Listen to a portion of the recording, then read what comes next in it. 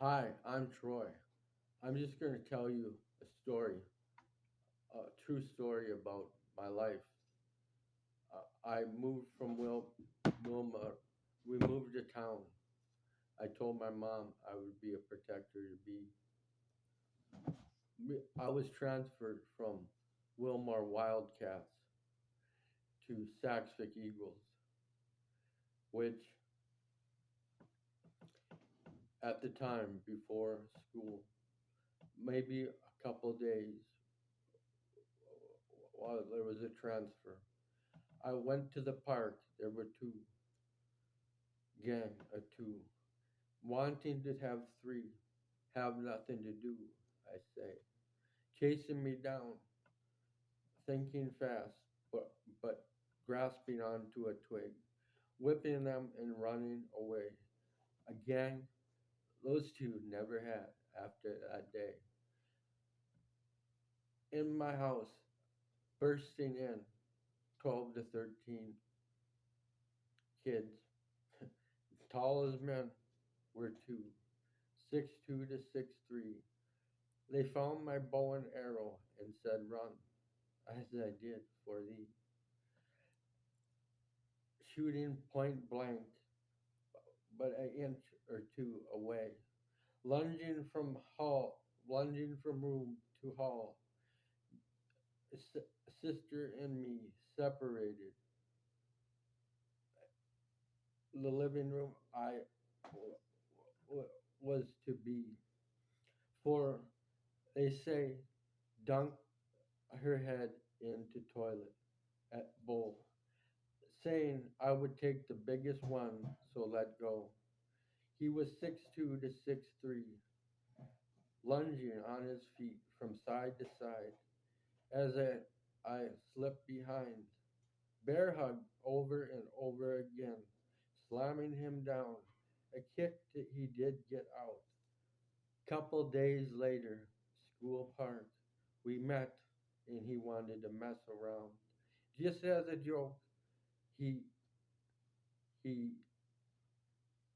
came at me, slipping behind again. Wood chips on the ground by the swing, but cement ground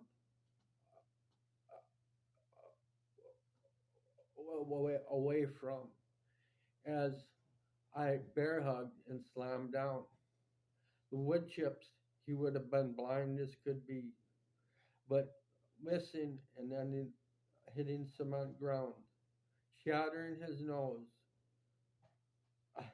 Accident for, from what happened to he.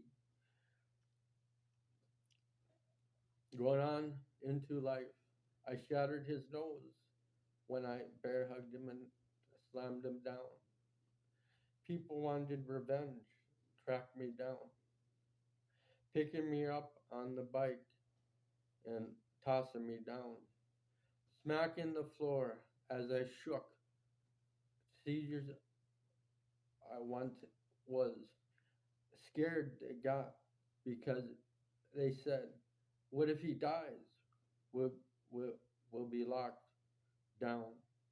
Maybe prison, who knows? Let's get out of here." For a seizure, they thought it had to be.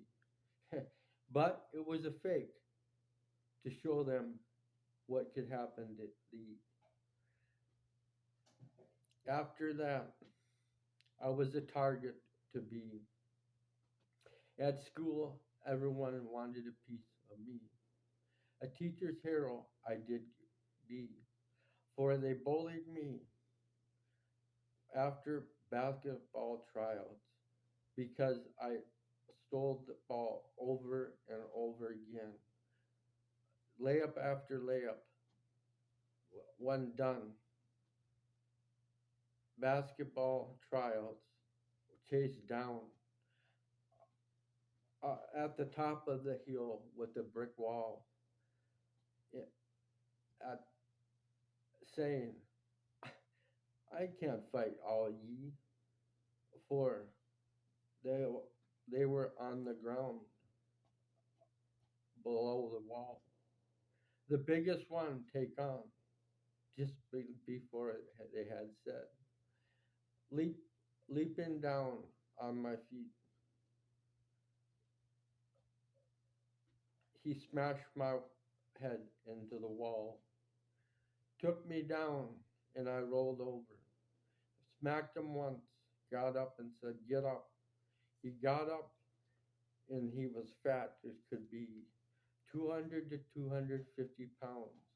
I, I upper gut, I gave a upper gut cut, pushing the air out as he breath to breathe, crying, "My dad's coming," as he ran away. Later on, he messed with me again at school park basketball court. I felt bad because there was only one thing I could do. 200 to 250 pounds leaping at me as I slid away, falling and breaking his elbow that day. Never to mess with me, never to mess with another. Before that, another fight was, I found a leather jacket and it was a Harley Davidson.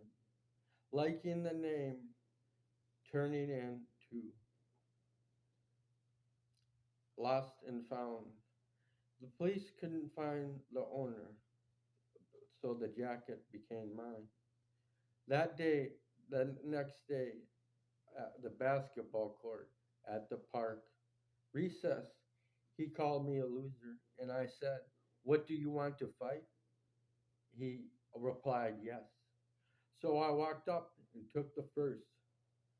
I punched him rapidly over and over again. He saying, "Not even fair." So I gave him a couple of hits. "Punch me," I said, putting my fist down. Rapidly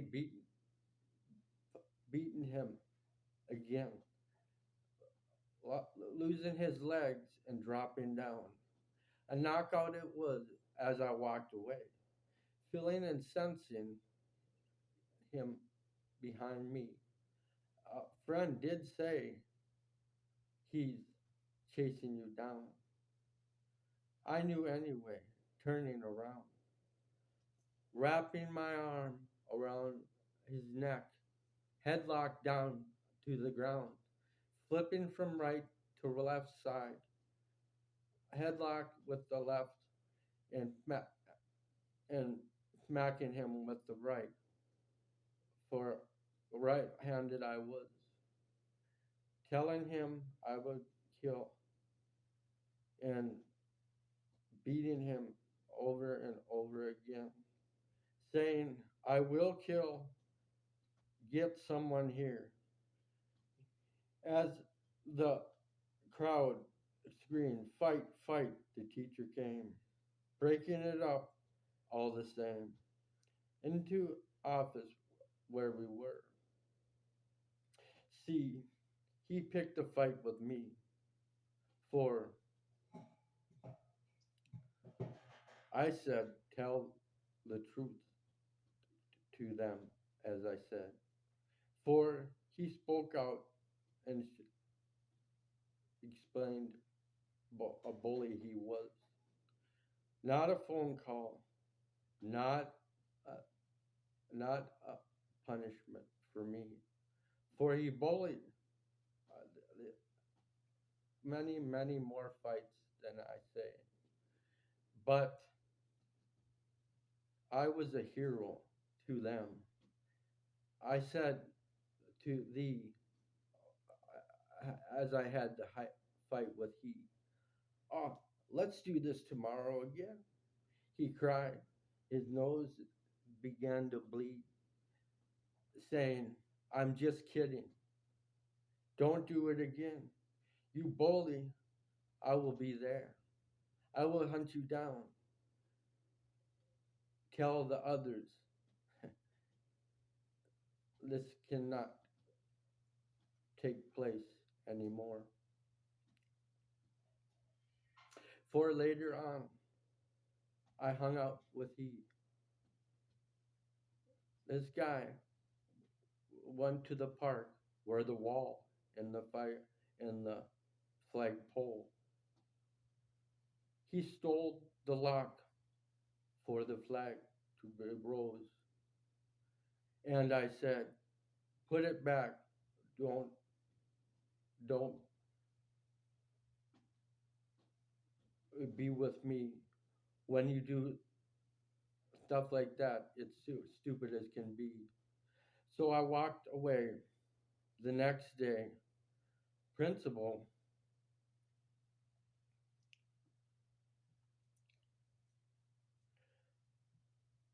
janitor came to me, for he told another.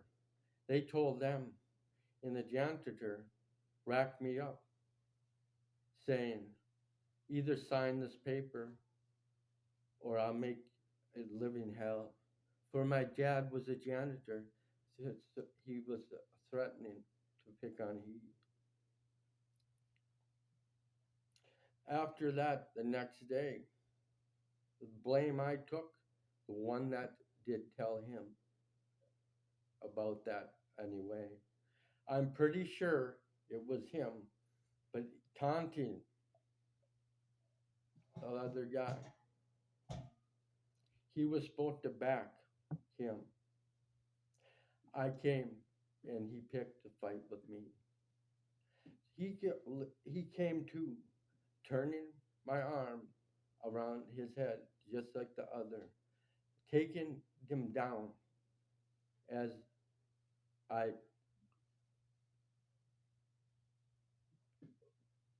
bent his arm up, saying, I'm just going to dislocate this for a little while. No, no, he cried out.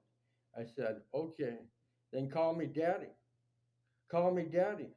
No, no, I will do it. And he did. And then I said, call me uncle. He called me uncle. And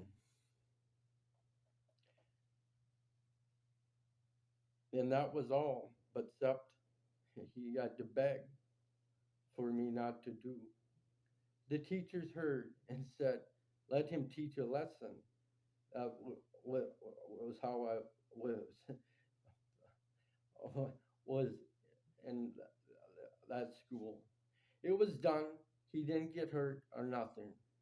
I just took him down in the headlock, and that was the story of my life.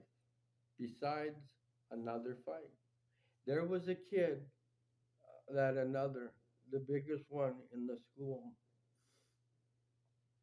he picked on him days before. His brother came, he broke his nose. He had metal put in. And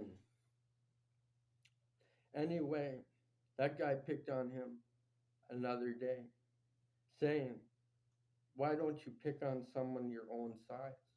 As he comes to me, you want to fight?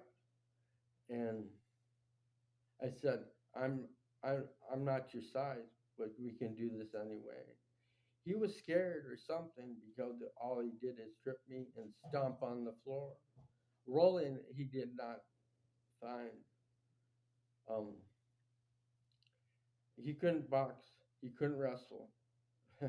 So that's what he did. That's how I see it. The teacher did see coming to me. I was a wrestler at a pack, mat pack. It was. And nobody knew but one girl. For the teacher came, I said, I just fell. We walked, and I said, no worry. I'm considered the best wrestler in the U.S., which I was. I She worried no more. I went. There was no other fights either, not after that day. But Sept, my friend, one after another, they thought I, I saw chance, so I told him, give him the headlock. He took him down. I said, it's done. See, the kid didn't get beat anyway, but he took it as he did. Mad at me. Um, I didn't like, but after that, there was no fight. A, a hero I was, went to Simley Junior High. No hero anymore, but no honor, no respect. Didn't need to fight. Found a lovely girl that I did like. We dated for a while. She was my innocence, for I could never kiss. I was too shy for her beauty. I could not even blink an eye. Anyway, I was walking down the hall. A girl handed me a note, and she saw me as a cheat because innocent was there, saying, if you think I cheat, it's done. But my friend looked like me. So I set her up with he. And that night, we talked, me and Innocence. I said we could be, we could still be friends to be. The one that I showed wanted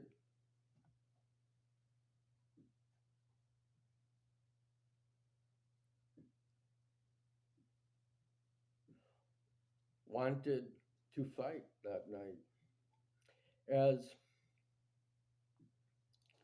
I spoke to her, a warning I gave him. Best wrestler in the U.S. was what I was said to be. At back at trials for wrestling, I was done. See, I won every one. The best I was for here anyway. But warning him with that day, wanted not look stupid, saying, I'm going to beat you down. I said, it had nothing to do with me. I said, if that is so, it doesn't mean it need to be. But he called again and said it. And I said, let it be. So the next day, after first period, one principal, three teachers were there. They cleared the halls and said, lockdown. Don't come out of the room. From there, he pushed me around. I'm saying, it's a setup. There's four teachers here. Four. It was. And we racked each other up, locker to locker. Got done with that. He pushed me around, saying, hit me. I wouldn't do. First punch, who got the blame? I said, punch me, punch me. He wouldn't, but finally, they said, wait for the first punch, as if they already weren't. And fearful punched me. I, I didn't barely feel a thing. Anyway,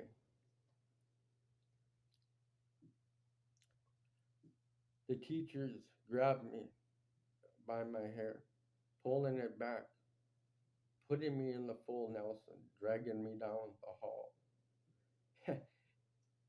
Fearful got to walk with the teachers. Who took the blame but me? taken to the police station. First punch, they said, but who? He picked a fight with me. They egged it on and let it be. But I got locked up in a group home that day, a weekend group home, just to see if I was all right.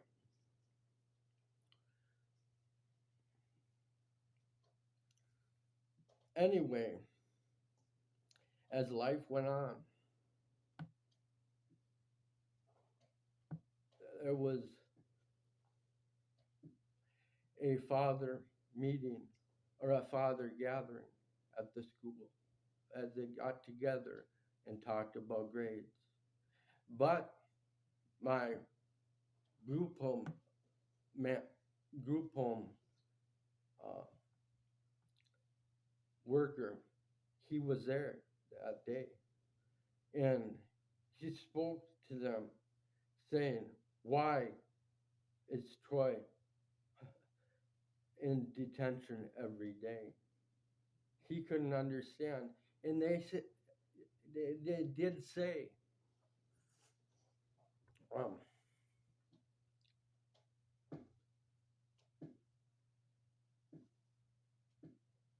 "Oh, he fell asleep every day." Chewing them out, my worker had called them out, saying he's on 150 milligrams of phenobarbital for seizures.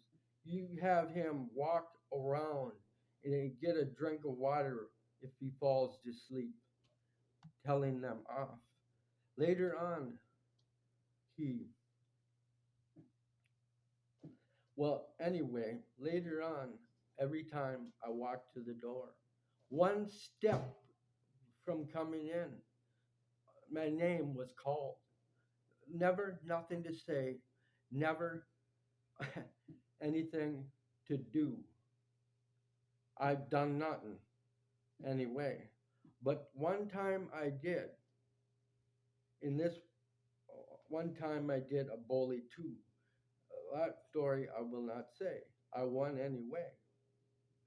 But one thing I did do, messing around. This kid, he was a really nice guy. My robe wasn't for he, but I picked him up and I just bounced him up and down, joking around. He landed on the the desk pole. I lifted him up, apologizing, straightened his shirt, saying, you could have got hurt by the go and get checked with the nurse so we can see nothing wrong, nothing to be." He felt like he was a snitch, if you would. I said, "You're not snitching, I tell you to say." And he wouldn't go. So I said, I'll take care. I was yelling it. I did it as I walked down the stairs. And because I did it, they closed off the office door and put down the wall that they can. And I banged on it saying, I did I did this, explaining. They wouldn't open the door. The nurse, she she had talked to him, saying he did nothing wrong. I went to the nurse saying, "Hey, you check him because I did do this anyway. He lied because he thinks he's a snitch. If it was, but she should have known because I screamed for him to tell. I screamed he wasn't a snitch, and I told her off. She checked on him. He came up. The thing he had to say was she, you know what, it anyway. But a kick out of that we got. Anyway, later on in life, um,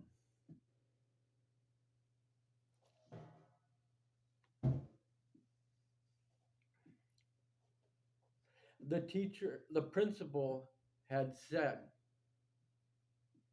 that he would plant evidence on me. There was no way that I would escape thee. As he did so, I was on unsupervised probation. 16, my age just turned, telling probation officer what he did say. She had a meeting after that day. Me, the teachers, her, and my dad wasn't there anyway. But they asked. Her eyes were open. She saw what was going on. For she asked, "What do you got to say?" But nobody spit a word. Nobody said nothing. Silent as could be, I excused a teacher in another. But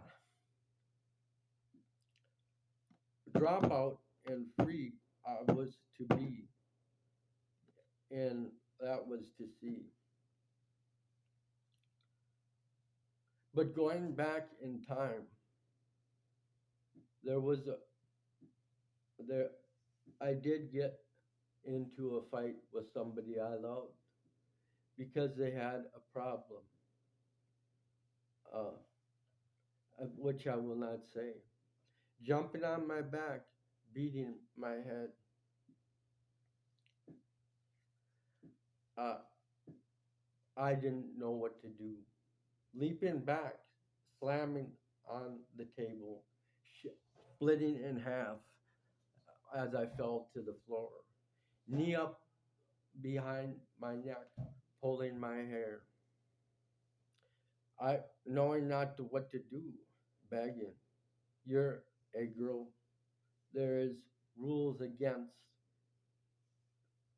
a man shall not hit a woman. She said, "Of course they can." I swung and nailed her in the eye, shattering her contact, not knowing. She chased me down over and over again. This girl came and said, "How do you like it?" She grabbed her hair and yanked it on, off. But she was so wild, we had to call the police. They came and it stopped. But I said, I won't press any charges anyway. And the state pressed charges, which is not nice to say. The next day, oh, they locked her up that day, saying, put her uh, in psych ward. Problems she had. Um, the next day, principal oh, made me go to psych ward. Speaking to the gentleman doctor, I cried because he said what happened, what was I feeling that day. I cried a little bit, and he blamed me for having mental illness that you couldn't get until you were 21. Lockup I was in, no bed, padded room, not just a solid floor. Racking him up, saying, "You come back while I'm here. I will kill." And anyway, I smoked a cigarette. They saw taking away. Uh, but I had got some chew and spitting it in cups, cocking off and dropping. But the third day, the judge did say I could be out that day. He did not see it of me doing nothing wrong, as I do see. a false diagnosis that you can't even get at my age to be. But that was one story of another as I went back. We'll go back, we'll go forward and backwards too. For I had already dropped out and we talked about. I came to the table. They wanted to make it prison for me. As they put their, one man put uh, um, a tray down saying, "You can't sit here." I wasn't going to put up with that anyway. Putting my foot on, slamming down the food tray. A teacher came. I said, "He dropped his tray." And I gave it to her. And he got another, of course. But the one that started the fight before was there. He sat at the table. I wasn't going to walk away. He said, "This is my protector." And I said, "You tried to make this jail for me. What do you think you get for protection? It ain't free." Anyway, I said, "Show him what he earned." He put his hand on his leg and jokingly rubbed. And then another day, we were there, and he left his milk on the table. It was perfectly fine and perfectly able, saying to he, "You forgot your milk. Can I have thee?" Walking outside, smashing on the ground. Who got the blame again but me? Taking me to the office, saying I did not do a milk I gave to he because he forgot he took it when I wanted. They made the principal say, "You clean that up today." He got away, but principal came, janitor already mopped up. Everybody in lunch saw. He said, "Will you do this again?" I said, "All I did was try to get his milk. He took it and smashed it. Nothing to do with me, per se."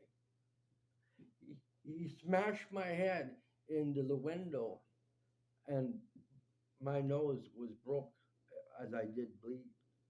I went and told my teacher, and I said, "I'm not coming here after this." I left, and the police came. See, the girl that was worried about, she, the state pressed charges. But anyway, they said to my dad, for he worked in the school system, he had to press charges, and I had a broken and bloody nose. He couldn't be killed at school. I told him not. There was nothing he could do, but he got away. Uh, but all this stuff was supposed to happen because later on in life, I ended up in situations to stop things. I stopped quite a few things, but one that I took another. I stopped a robbery for one. Me in a store, we were in. He had a 12-foot long knife. I wouldn't leave, and he till he was gone, safe she would be. We spoke, and I I had said to he, "You haven't hurt no one. You haven't stole. You've done nothing wrong. I've done more." But I said, "I hit my mom 3 times. That was worse. I hurt someone. You th- you tried to steal. You didn't, and you did not kill." I convinced him into just leaving, And so he did.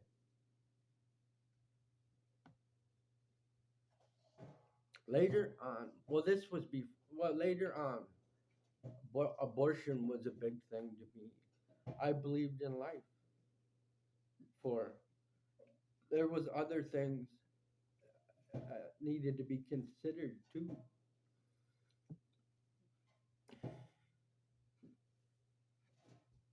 See, I'll tell you a poem that I wrote for everybody. It goes like this: one woman, two heartbeats, two lives, the first turn in the womb, the first kick in the belly, the first breath, the first cry, and the first word. One of my favorite poems. But where was I? Oh, abortion. This is what happened to he.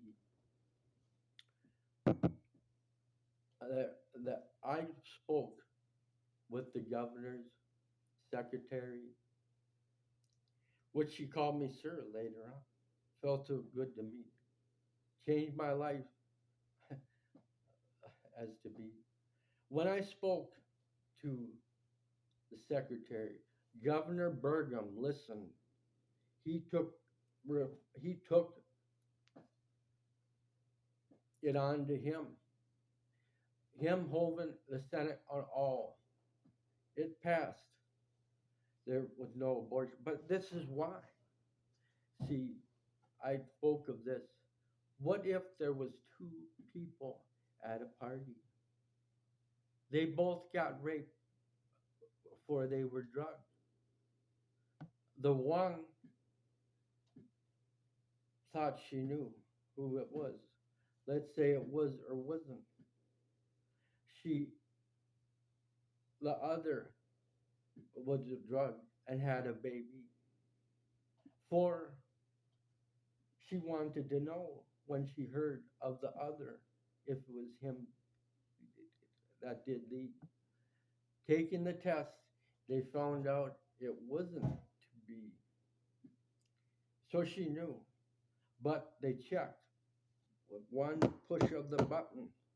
There was two people at the parties because people spoke out and they did say who it was there.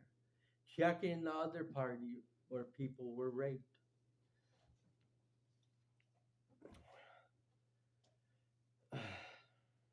They found 7 parties they were at together, 2 at one from another, and it was probable cause and location where the DNA led them there.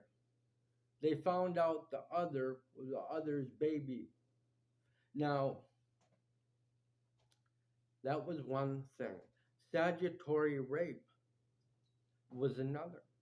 Let's say somebody wants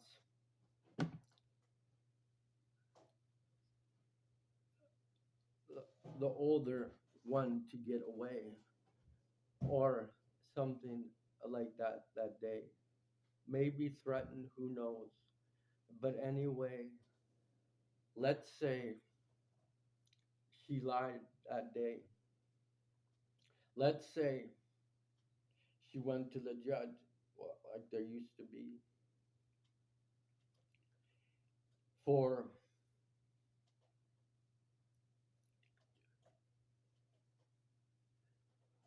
it. They could get an abortion if the judge would say. Nobody would know, not their parents, not anybody anyway. So that's part of the story. Now, I found out another way to say. Bluntly, I said,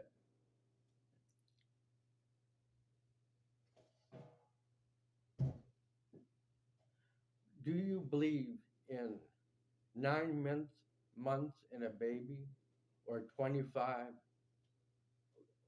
years to life? For the DNA points it out. And sometimes there are mistakes.